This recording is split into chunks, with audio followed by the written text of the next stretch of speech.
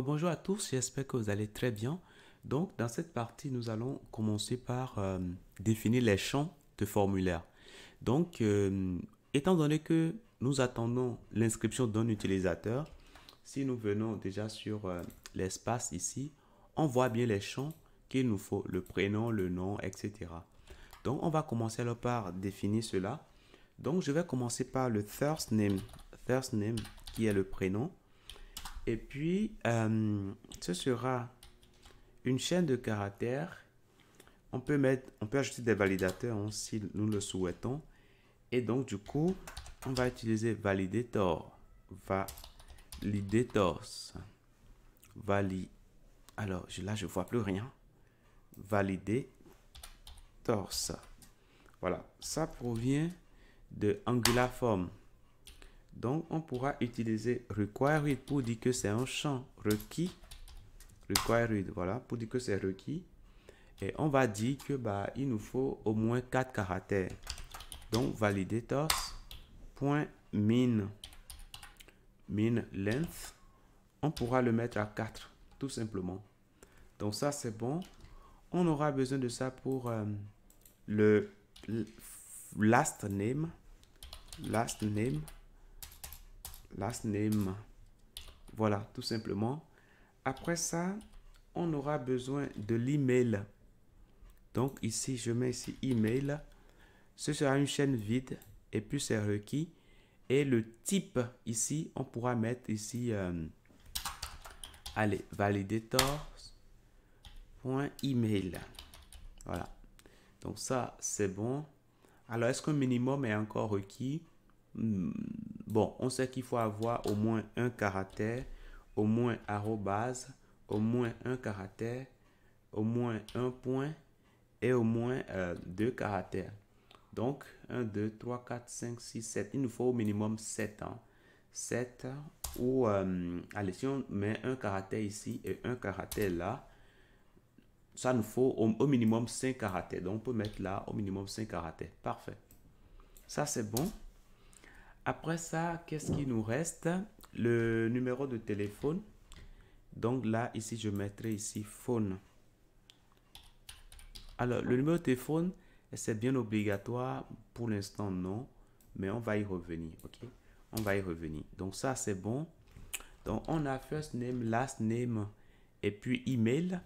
Maintenant, le mot de passe maintenant. Donc là, je mettrai ici password. Password. Et du coup, c'est un champ qui est requis et c'est tout. On peut dire qu'il nous faut au moins 8 caractères ou même 6 caractères. Voilà, c'est tout.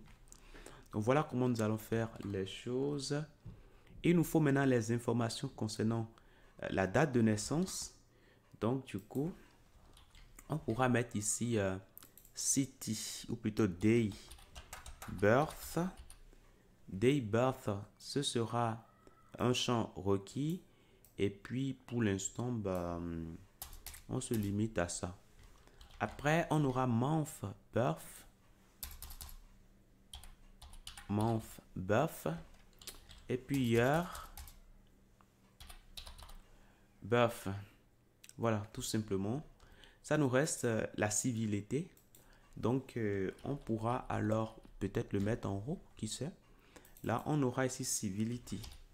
Civility. Et c'est un champ qui est requis. C'est tout. Donc voilà comment nous allons faire les choses. Maintenant que ceci est fait, nous allons lier le formulaire avec le template hein, avec le formulaire qu'on a déclaré à l'intérieur. Donc je reviens ici.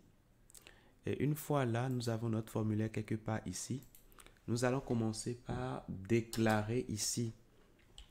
Allez, form group. Nous allons stocker dedans sign up form. Sign up form, tout simplement. Et une fois que ça c'est bon, alors ça nous souligne cela parce que ça nous dit on ne peut pas définir form group undefined, quelque chose qui peut prendre la valeur undefined à quelque chose qui ne peut que prendre form group. Donc on va dire on fera ceci uniquement si form group existe. Donc ngIf si nous avons sign up form. Donc ça, c'est bon. Maintenant, une fois que ça c'est fait, lorsqu'on va soumettre le formulaire, qu'est-ce qu'on va faire? On va penser à ça également. Donc, submit. Donc, s'il y a soumission du formulaire, en ce moment-là, on va appeler la méthode handle submit.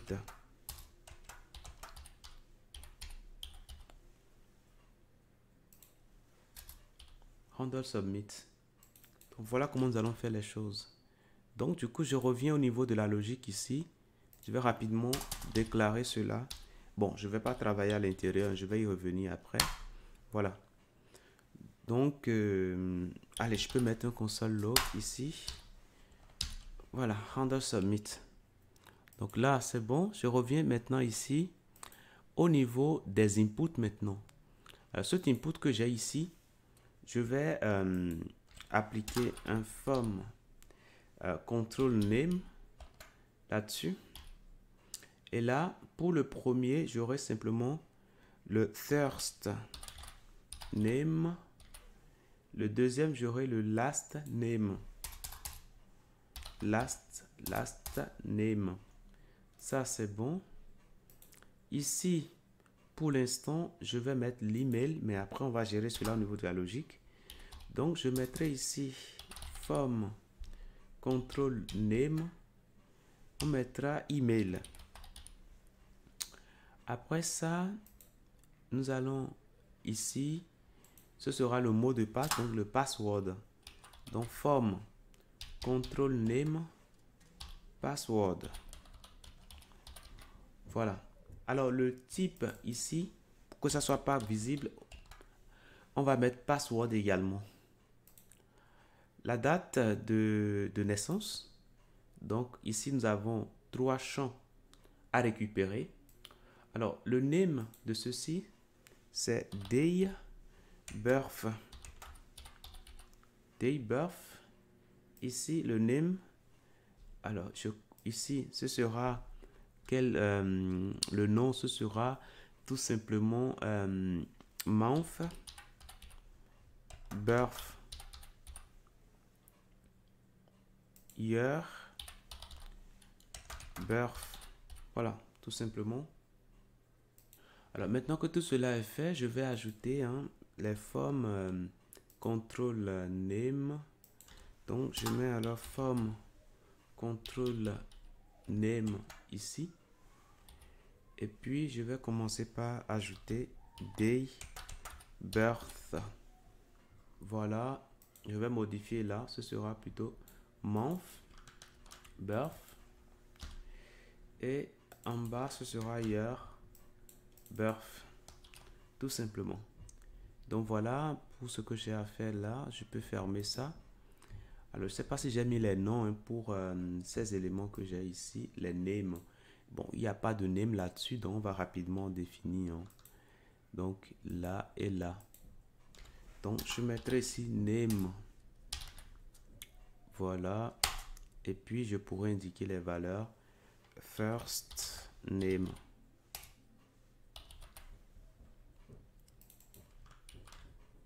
Là, j'ai bien last name. Là, j'ai email. Et puis ici, j'ai password. Parfait. On a fait pour les dates. Maintenant, pour la civilité.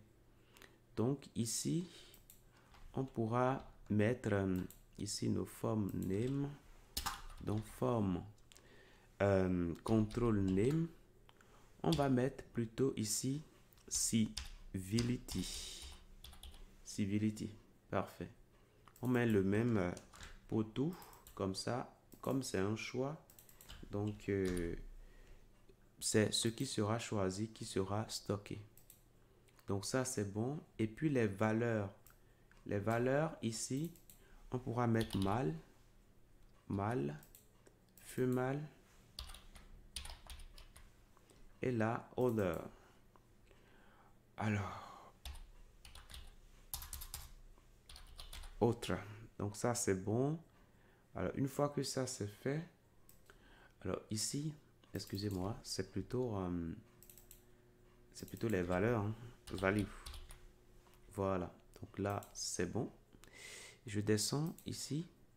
Pour l'instant, l'information, c'est parfait. Et puis le bouton. Donc là, c'est bon. Maintenant, qu'est-ce qui va se passer lorsqu'on va soumettre le formulaire?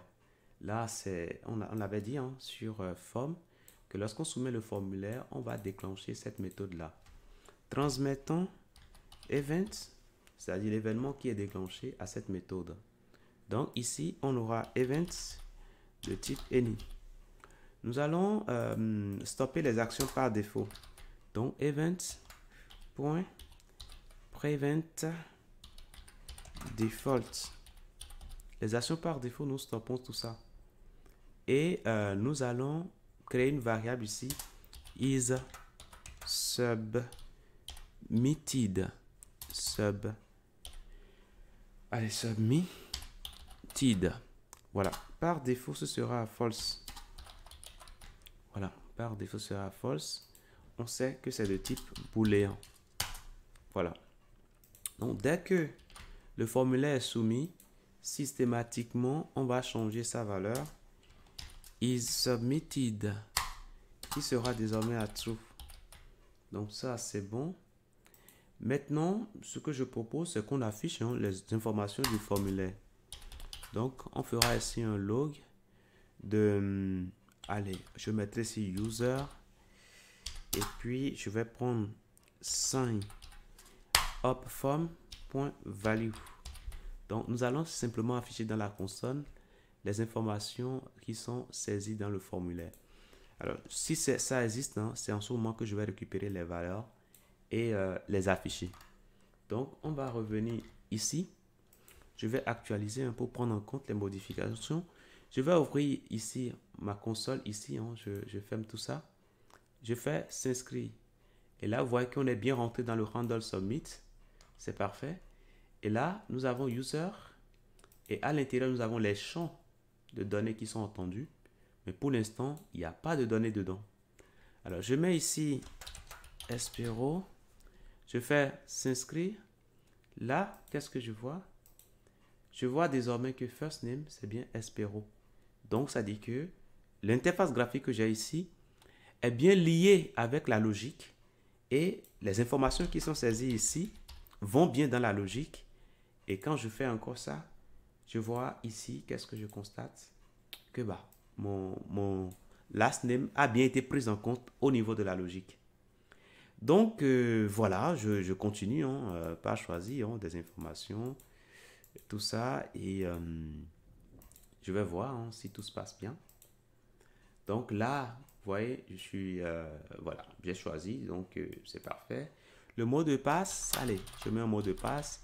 Mon email, je mets quelque chose juste pour voir si on arrive bien à récupérer les données. Et là, mais c'est parfait. On arrive bien à récupérer les données. Donc, on est content. Et donc, dans la prochaine partie, nous allons commencer par aller encore plus loin sur les données que nous recevons et voir comment nous pouvons travailler sur ces données-là et plus tard pouvoir sauvegarder tout ça. Je vous dis merci et à tout de suite.